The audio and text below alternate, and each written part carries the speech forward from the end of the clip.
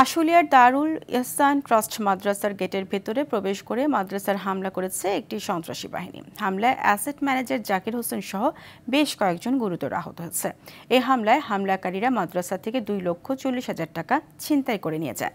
গতকাল বিকেলে আশুলিয়ার শ্রীপুরার এলাকায় দারুল হাসান ট্রাস্ট মাদ্রাসায় এই হামলা চালানো হয়। প্রায় 50-60 জনের একটি সন্ত্রাসী গ্রুপ গেট টপকে প্রবেশ করে অতর্কিত হামলা চালায়। এই ঘটনায় আশুলিয়া থানায় 10 জনের নাম উল্লেখ সহ অজ্ঞাতনামা 50 জনের বিরুদ্ধে অভিযোগ দায়ের করা হয়েছে।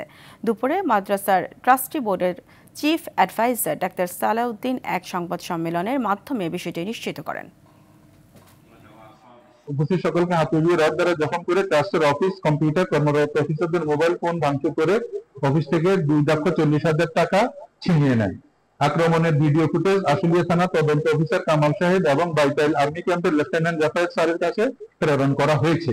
অতর্কিত এই হামলার কারণে মাদ্রাসায় লেখাপড়ার স্বাভাবিক পরিবেশ বিঘ্নিত হয় এবং ছোট ছোট শিশু বাচ্চাদের মধ্যে ভয়ভীতির বিরাজ করছে এবং সঞ্চারিত হয়েছে।